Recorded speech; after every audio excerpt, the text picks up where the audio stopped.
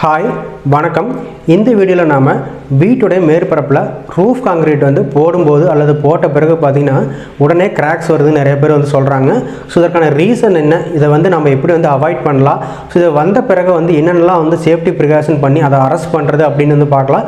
So video வந்து skip பண்ணாமல் பாருங்கள். வாங்க வீடியோக்குள்ளே போகலாம்.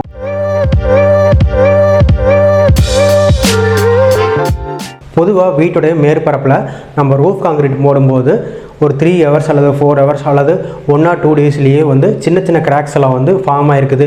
இதற்கு நான் வந்து சரியான முறையில் தான் வந்து நல்ல குவாலிட்டியான சிமெண்ட் யூஸ் பண்ணிக்கிறேன், சரியான விதத்தில் வந்து அந்த காங்கிரீட் வந்து மிக்ஸ் பண்ணிக்கிறேன், இருந்தாலும் வந்து எனக்கு கிராக்ஸ் வருது அப்படின்னு வந்து நிறைய பேர் சொல்கிறாங்க. இதுக்கு ரீசன் பார்த்திங்கன்னா வந்து அந்த காங்கிரீட்டில் நாம் பண்ணக்கூடிய கன்ஸ்ட்ரக்ஷன் மெத்தடாலஜி தான். நாம் ஒரு காங்கிரீட் மேட் பண்ணுறோம் அப்படிங்கிறப்ப அதில் நிறையா இன்க்ரீடியன்ஸ் வந்து மிக்ஸ் ஆகிருக்கு. அதாவது எம் சாண்டு, ஜல்லி, சிமெண்ட்டு, வாட்டர் இதெல்லாம் வந்து வெவ்வேறு மிக்ஸ் ப்ரொபோசலில் மிக்ஸ் பண்ணி நாம் ஒரே இன்க்ரீடியன்ஸாக வந்து மேக் பண்ணுவோம். இந்த மாதிரி வெவ்வேறு இன்க்ரீடியன்ஸை வந்து நம்ம மிக்ஸ் பண்ணும்போது வாட்டர் கூட அதில் வந்து கெமிக்கல் ரியாக்ஷன் வந்து ஏற்படும்.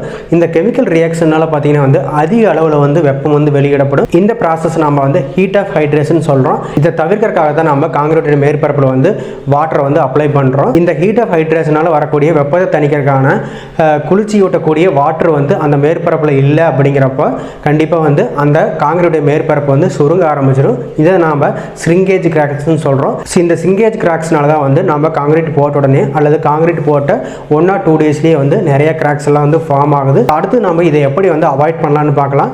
பொதுவாக நம்ம காங்கிரீட் பண்ணுறோம் அப்படிங்கிறப்ப அந்த காங்கிரீட் பண்ணக்கூடிய சைட் ஏரியாவை சுற்றி வந்து எம் சாண்டு, ஜல்லி, அதே மாதிரி நமக்கு தேவையான மெட்டீரியல் எல்லாமே வந்து ஒரு இடத்துல டம்ப் பண்ணி வச்சுருப்போம். ஸோ அதே மாதிரி சென்ட்ரிங் சீட்டு, ரூஃபுடைய ஸ்டீல் எல்லாமே பார்த்திங்கன்னா அதிக வெப்பத்தில் வந்து நமக்கு எக்ஸ்போஸ் ஆகிருக்கு. அதாவது வந்து டைரெக்டாக நம்ம அட்மாஸ்பியரில் வச்சுருப்போம். ஸோ இதனால் இயற்கையாகவே அந்த ஸ்டீல், அதே மாதிரி சென்ட்ரிங் சீட்டு, ஜல்லி, எம் சாண்ட் இது எல்லாமே அந்த வெப்பத்தை வந்து உறிஞ்சக்கூடிய தன்மை இருக்கும். ஸோ இதனால் அதிக அளவு வெப்பம் பார்த்திங்கன்னா வந்து எம் சாண்டில், ஜல்லியில், அதே மாதிரி இந்த சென்ட்ரிங் சீட்டில், ஸ்டீல்லையே வந்து ஸ்டோர் ஆகிருக்கு. நம்ம உடனே வந்து காங்கிரீட் போடும்போது இந்த வெப்பம் பார்த்திங்கன்னா வந்து தேவையான வாட்டர், அதாவது ஈரப்பதத்தை நம்ம ஆல்ரெடி இருக்கக்கூடிய காங்கிரீட்டிலிருந்து எடுத்துக்க ஆரம்பிச்சிடும். இதனால் காங்கிரீட்டுக்கு தேவையான வந்து குளிர்ச்சி வந்து இல்லாமல் போயிடும். ஸோ இதனால தான் வந்து இந்த கிராக்ஸ் வருது. ஸோ இதை அவாய்ட் பண்ணணும் அப்படிங்கிறப்ப நம்ம சைட் காங்கிரீட் போடுறதுக்கு முன்னாடியே நம்முடைய ஜல்லி, அதே மாதிரி எம் சாண்டு அல்லது நம்முடைய சென்ட்ரிங் சீட் ஏரியா, அதே மாதிரி ஸ்டீல் ஏரியா எல்லாமே வந்து நல்லா வந்து வாட்டரை வந்து ஸ்ப்ரே பண்ணி விடணும்.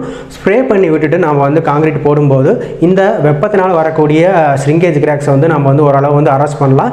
அதுக்கப்புறம் நம்ம வந்து ஒரு ஃபுல் டே போடுறோம், அதாவது வந்து காலையில் ஆரம்பித்து ஈவினிங் வரைக்கும் வந்து ஒரு சைட் காங்கிரீட் போடுறோம் அப்படிங்கிறப்ப இடையில இன்டர்மீடியட் டைம்லேயும் பார்த்திங்கன்னா இந்த சென்ட்ரிங் ஏரியா அல்லது இப்போ நம்முடைய ஜல்லி இதெல்லாம் வந்து அவ்வப்போது வந்து ஸ்ப்ரே பண்ணி நனைச்சி விடுறது ரொம்ப முக்கியம். ஒரு லார்ஜ் ஏரியாவில் நம்ம காங்கிரீட் போடும்போது காலையில் ஆரம்பித்த காங்கிரீட் பார்த்திங்கன்னா வந்து ஈவினிங் போக போக பார்த்திங்கன்னா லைட்டாக வந்து வாட்டரெல்லாம் வந்து அப்சர்வ் ஆக ஆரம்பிச்சிடும். இதனால் நம்ம அந்த காங்கிரீட் சர்ஃபேஸ் வந்து அவ்வப்போது பார்த்திங்கன்னா வந்து ரஃப் பண்ணி விடலாம்.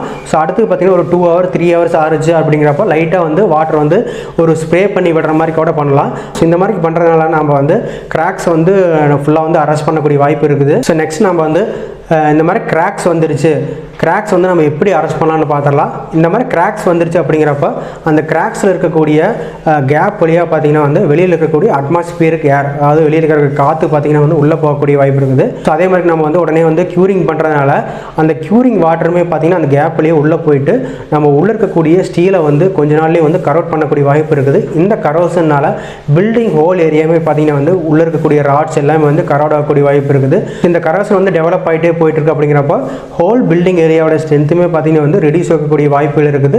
ஸோ இதை அவாய்ட் பண்ணுறதுக்கு நம்ம எந்தெந்த இடத்துல வந்து சின்ன சின்ன கிராக்ஸ் வந்து பெரிய கிராக்ஸ் வரைக்கும் வந்து வந்திருக்குது அப்படிங்கிறத ஐடென்டிஃபை பண்ணிவிட்டு அந்த இடத்துல நம்முடைய சிமெண்ட் பாலை மிக்ஸ் பண்ணிவிட்டு அந்த இடத்த வந்து நம்ம வந்து அரெஸ்ட் பண்ணலாம்.